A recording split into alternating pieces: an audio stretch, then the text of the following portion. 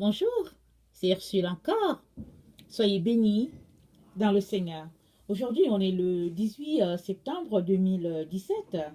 Alors, je vais continuer sur l'enseignement que nous avons fait euh, hier sur la sorcellerie et le fait que on est chrétien et on a en nous de la sorcellerie ou bien on pratique de la sorcellerie.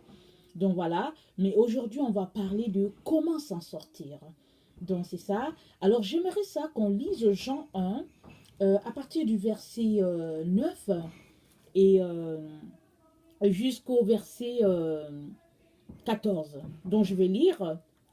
Cette lumière était la véritable lumière qui éclaire tout homme venant dans le monde. Elle était dans le monde et le monde a été fait par elle. Et le monde ne l'a point connue. Elle est venue chez les siens et les siens ne l'ont point reçue.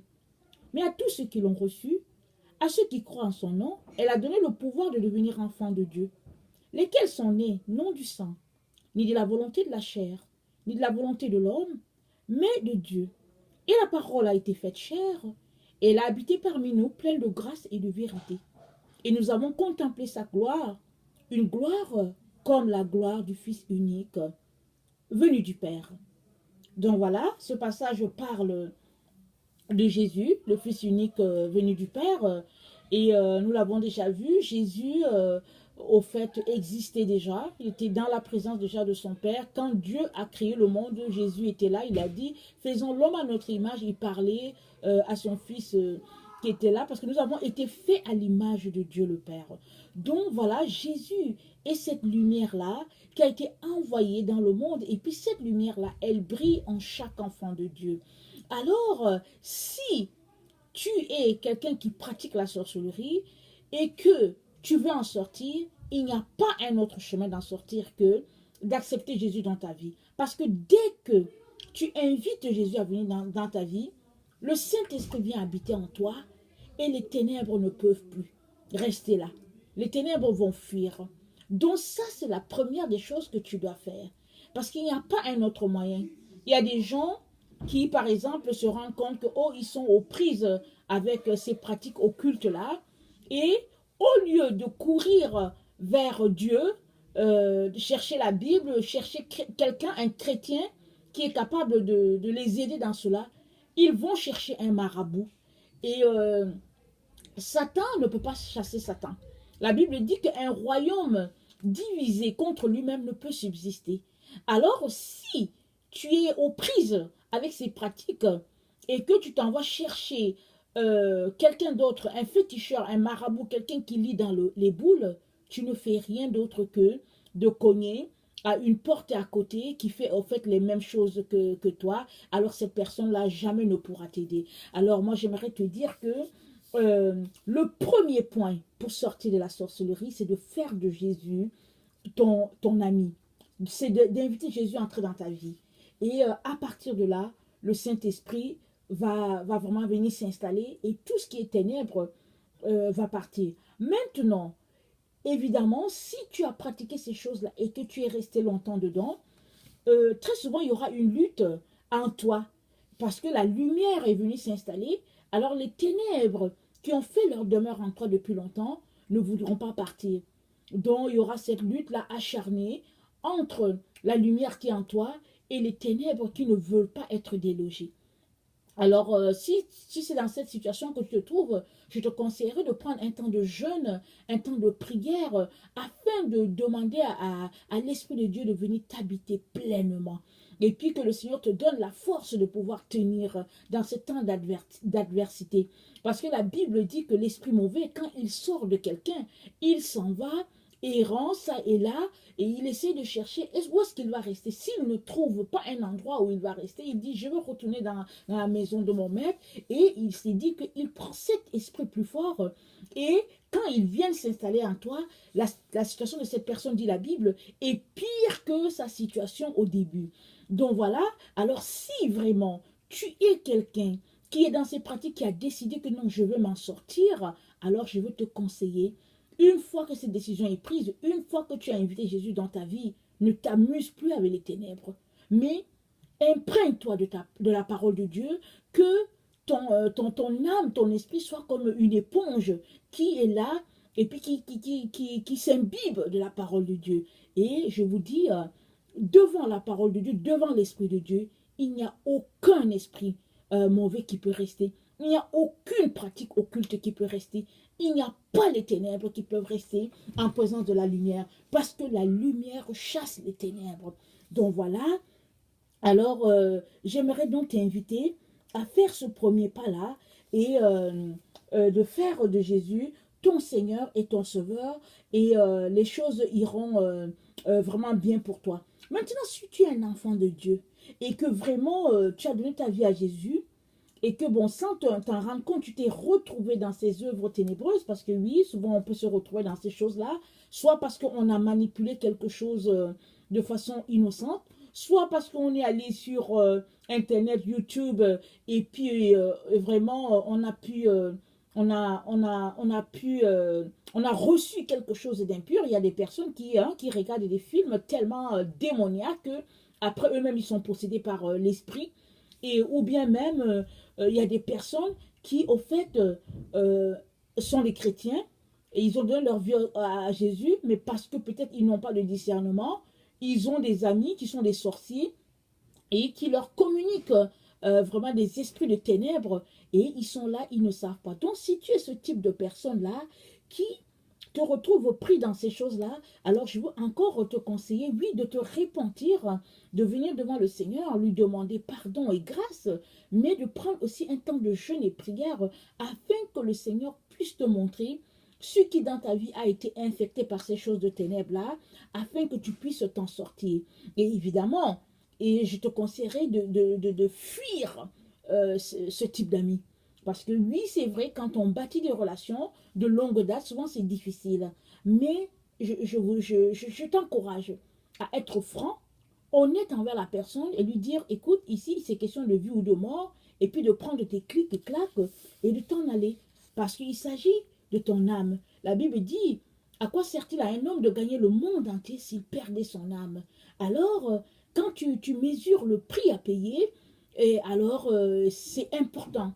Une fois que tu as pesé le pour et le contre, et que tu as réalisé que ton âme est beaucoup plus importante que n'importe quoi, alors il est important qu'à ce moment-là, tu puisses vraiment partir. Maintenant, si tu fréquentes un type d'église où le mysticisme est pratiqué, alors j'aimerais aussi te conseiller de prendre ton courage à deux mains et puis de partir. Alors le conseil que je peux te donner, c'est de ne pas alerter tout le monde. C'est de ne pas dire aux autres membres comme toi, eh oh, je m'en vais, et puis bon, ici c'est les sorciers. Si tu fais ça, je peux te dire que ça c'est un manque de sagesse, et puis tu vas te faire piéger. Parce que les sectes, on ne les quitte pas comme ça. Et puis si tu te retrouves sous le pouvoir d'un gourou, de quelqu'un qui est mystique, qui fait des pratiques abominables, ça veut dire que cette personne-là, pendant que tu ne sais rien, elle possède ton âme, elle fait des prières diaboliques sur toi. Alors, il est très important que tu sois sage et que tu disparaisses tout simplement tranquillement, et que, bon, même s'il faut que tu changes de quartier ou bien de ville, c'est beaucoup mieux pour toi. Aller de filer à l'anglaise et puis de dire au Seigneur, Seigneur, viens à mon secours et donne-moi la sagesse pour que je puisse me comporter désormais avec ce type de personnes-là. Et évidemment, les gens qui fréquentent les églises mystiques sont souvent tellement omnibulés par le paraître que souvent ils n'arrivent pas à se rendre compte. Et même souvent quand ils s'aperçoivent que ils sont dans un milieu qui semble être un milieu chrétien, mais qui en fait est un siège de Satan. Très souvent même, quand ils se rendent compte qu'ils sont dans des endroits comme ça, souvent le doute vient s'installer en eux. C'est souvent tellement fort qu'ils restent là. Ou bien souvent la honte. Souvent la honte fait qu'ils se disent que non, vraiment, les gens m'avaient déjà dit de ne pas me retrouver dans un tel environnement. Je n'ai pas voulu entendre. Alors vraiment, je préfère supporter et puis Dieu va me faire sortir de là. Moi, je veux te dire une chose. Si toi, tu as pris tes pieds pour aller dans un endroit comme ça, alors il est aussi important que tu prennes tes pieds pour en sortir. Parce qu'il est très important d'assumer nos actes. Ne pose pas un acte et puis consciemment, et après tu dis que Dieu va me faire sortir de là. Parce que ce jour-là, devant Dieu, nul ne pourra l'accuser parce qu'il va nous montrer le film de notre vie. Et là, on saura que effectivement, c'était nous qui avons joué vraiment à la personne qui ne voyait pas. Alors, il est très important, une fois que tu te rends compte que tu es séparé de Dieu par certaines pratiques, il est très important que tu règles ça le plus rapidement possible. Alors, donc c'est ça. Et puis, l'autre élément aussi qui est important de souligner, c'est que si tu es né dans une famille où on pratique le mysticisme, alors moi, j'aimerais te dire qu'il est très important qu'une fois que tu t'en rends compte, il est très important de te séparer de ces pratiques-là. Il ne faut pas que tu continues de les faire comme si tu ne savais pas et que tu mettes ta tête dans le sable comme fait l'Autriche pour dire que je n'ai pas vu. Parce qu'au fait, si tu joues à ce jeu-là, peut-être que les autres autour de toi ne verront pas, mais le Saint-Esprit qui est en toi voit que tu joues à un jeu et ce jeu-là sera dangereux pour toi parce que tu ne seras pas dans la présence de Dieu. Parce que Dieu vient chercher une église pure, une église sans tache. Alors, la sorcellerie, c'est une tâche. C'est une tâche qui va rester sur toi. Alors qu'il est très important que tu t'en sépares, que tu fasses une distinction avec ces pratiques-là. Et puis, j'aimerais te rappeler dans Acte 16, le verset 16, comment est-ce que Paul a dénoncé cette femme-là qui était une sorcière et puis qui passait le temps à dire que non, écoutez, ces hommes, c'est des serviteurs de Dieu. Et puis donc voilà, et puis les gens pensaient qu'elle avait une puissance. Parce que souvent, si tu n'as pas le discernement, tu vas dire, waouh, la puissance de Dieu révèle des choses. Mais au fait, la femme, elle avait un esprit de python. Et Paul, sous l'Esprit de Dieu, a pu voir ça. Il n'a pas fermé sa bouche. Ça dit qu'elle a parlé pendant 3 jours. Au troisième jour, Paul a chassé cet esprit-là. Il a dit, au nom de Jésus, il a chassé l'esprit. Alors ça, c'est une dénonciation. Parce que dénoncer, tu peux dénoncer de la bouche, mais tu peux dénoncer aussi par des actes. Mais il est très important de faire une séparation claire et nette entre les ténèbres et puis la lumière. Et aussi, l'autre élément que j'aimerais te donner, si vraiment tu te rends compte que tu es dans ces choses-là et que tu veux en sortir, c'est qu'il est très important que tu puisses porter ton armure à tous les jours. Dans Éphésiens 6, 13, 18, nous parle de l'armure du chrétien. Sur la tête, c'est le casque du salut. Et puis à nos pieds, c'est le zèle de l'évangile de la paix. Et puis tu te revêts de la cuirasse de la justice. Et sur terrain, tu mets la ceinture de la vérité. Et tu as le bouclier de la foi d'une main, l'épée de l'esprit de l'autre. Et ainsi, avec ces éléments, l'arsenal-là, sur toi, tu peux éteindre tous les traits enflammés de l'ennemi. Et quand tu finis de cet habillement-là que tu fais chaque jour, n'oublie pas de te couvrir du sang de Christ. Parce que, écoute, en Égypte, l'ange de la mort est passé devant toutes les portes et il a dit à Israël, applique le signe de la croix, le sang devant la porte. Quand l'ange de la mort va passer, s'il voit ce signe-là, alors tu ne seras pas frappé de mort. Mais si ce signe n'est pas là, la personne sera frappée de mort. Alors, c'est quand l'ange de la mort est passé et les premiers-nés en Égypte sont morts parce qu'au fait, le signe de la mort, le signe de la croix, pardon, n'était pas devant la porte. Et puis, ce signe de la croix, c'était un agneau sacrifié qui symbolisait déjà le Christ. Donc, le sang de Christ, c'est un sang qui nous protège. Donc, il est très important que nous puissions nous en revêtir à chaque jour parce que ce que nous devons comprendre, c'est que nous sommes sur un terrain de combat. Nous sommes au combat, mes chers frères et chères sœurs, parce que la Bible dit que vous ne luttez pas contre la chair et le sang, mais c'est contre les principautés, contre les esprits méchants, les dominations. Ces esprits méchants et lieux célestes, c'est contre eux que vous luttez.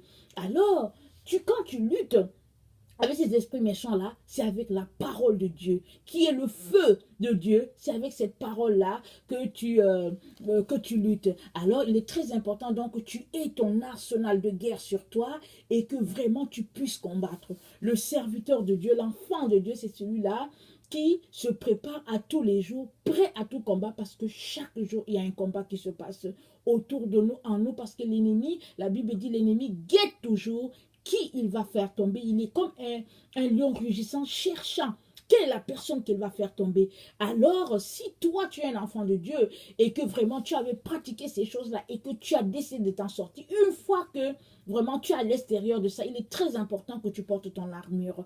Et quand bien même tu ne serais pas dans ces choses et que tu es un enfant de Dieu qui veut marcher dans la puissance de Dieu, il est très important que tu portes ton armure à tous les jours. Et si tu es un père de famille, une mère de famille, non seulement tu portes ton armure pour toi, mais tu la fais porter à tes enfants, tu la fais porter pour ton mari ou ta femme. Ça, c'est très important.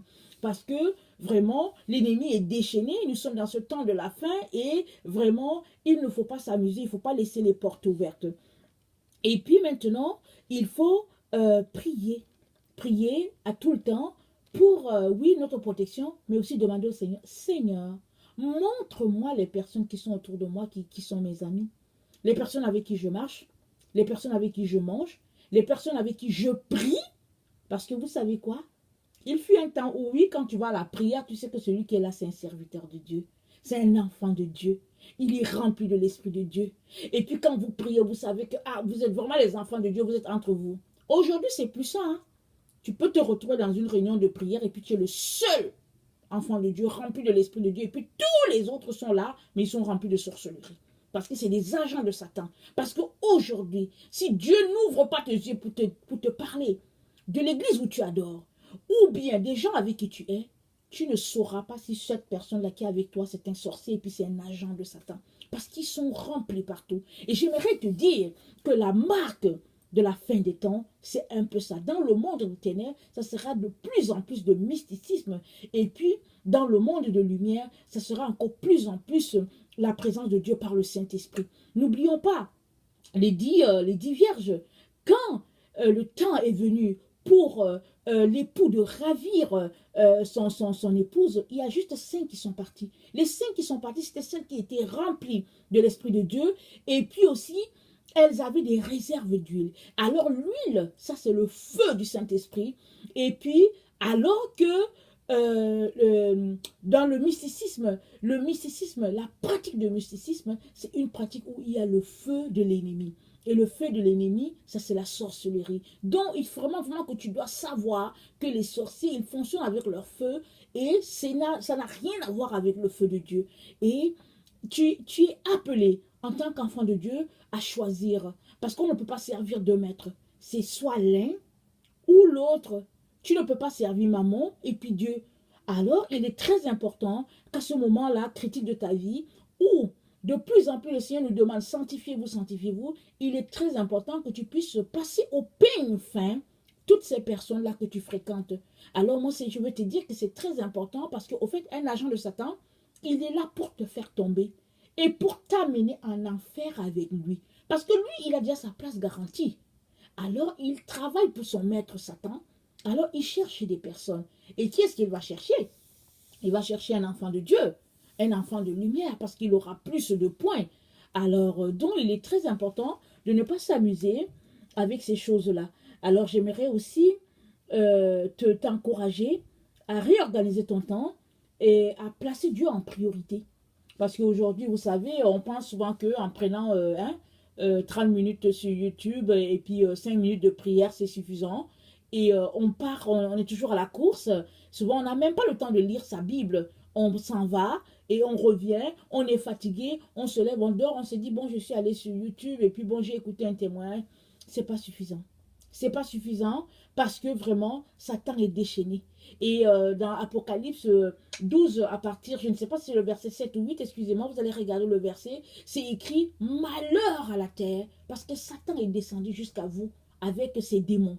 Alors vous pouvez voir, pour le moment, les choses sont telles qu'elles sont, mais le jour que ça arrivera, je veux vous dire que le combat sera encore plus féroce parce que vraiment, ce sera terrible. Alors c'est pour cela que je vous encourage vraiment à prendre votre armure, mais à mettre du temps de côté pour le Seigneur.